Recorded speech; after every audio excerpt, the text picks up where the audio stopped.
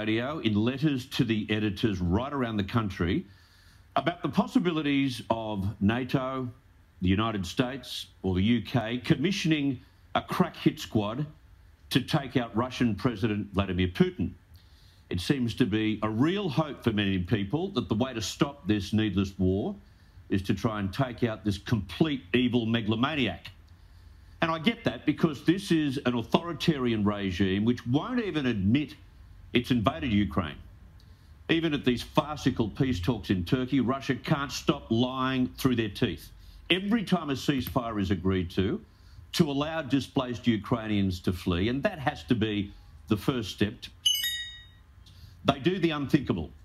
They set up humanitarian corridors and set landmines or shoot these people dead. What a shocking bunch of war criminals they all are. So firstly, let's look at the chance of Putin's enemies in the Kremlin removing him.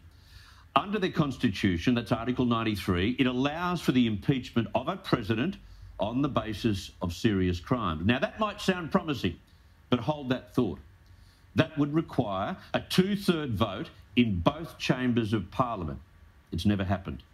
In addition, the vote would also need the consent of the Constitutional and Supreme Courts. Now, can you imagine how many Putin loyalists have been appointed by him to those ranks? They're reportedly thick as thieves.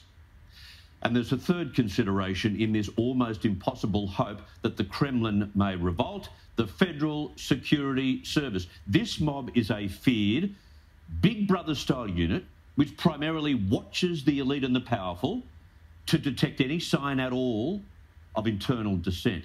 If they get a sniff, the dissenter simply disappears. And aiding the FSS is the FSO, the Secretive Federal Protection Service. Now, the UK Telegraph described this squad this week as the Kremlin guards and Putin's black-suited and earpiece-wearing personal security detail. Every day, the FSO hands Putin a dossier on what's going on with the elite based on information they get through agents and informants and even phone taps. Can you imagine the scrutiny? So in summary, forget the idea that Putin will be taken out from the inside. So that brings me to Putin being taken out from the outside. Now, I'm sure the CIA or MI6 in the UK have discussed the assassination options. Well, again, the UK Telegraph reports that the security protocols around the body, as Putin is known by his security detail, are massive. They're complex, they're comprehensive, to the point of major paranoia. He doesn't travel outside his palaces or outside the Kremlin. But if he just happens to do that, it's in an armoured limo, escorted by a huge motorcade with motorcycle outriders, vans full of heavily armed FSO officers, an ambulance, and an electronic warfare vehicle which jams any bomb detonators along the route and can divert drones. Good luck getting through that. Putin also has a food taster for every meal, while body sensors monitor for pathogens and poisons. Talk about super paranoia. Which brings me to the FSO's Kremlin Regiment, another division. These are 5,500 soldiers standing watch outside the walls who, in any crisis, have been trained to exchange their uniforms for camouflage and AK-74 assault rifles. They have martial arts skills to boot. Of course they do. And one final point about taking him out from the outside: the CIA don't have a good track record for this kind of thing. As you may remember, the CIA launched numerous attempts to kill Cuba's Fidel Castro. As a matter of fact, they total 638 attempts. They failed on every occasion, and he died of natural causes aged 90. And although we're seeing online footage of protest on the streets of St. Petersburg, Moscow and other cities, I remember being in Beijing the day after the Tiananmen Square massacre, March 1989.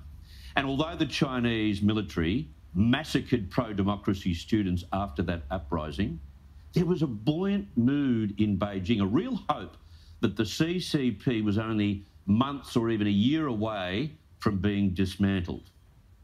33 years on, the Chinese regime is not just still in control, it has rewound the clock to the frightening and murderous days of the Cultural Revolution.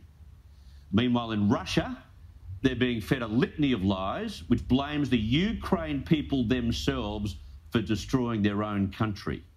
As a result, 70% of Russians, we're told, support Putin's military action. In fact, families are being torn apart at the moment, according to the BBC, as Russians are being encouraged and rewarded for reporting any inkling of dissent within their own families.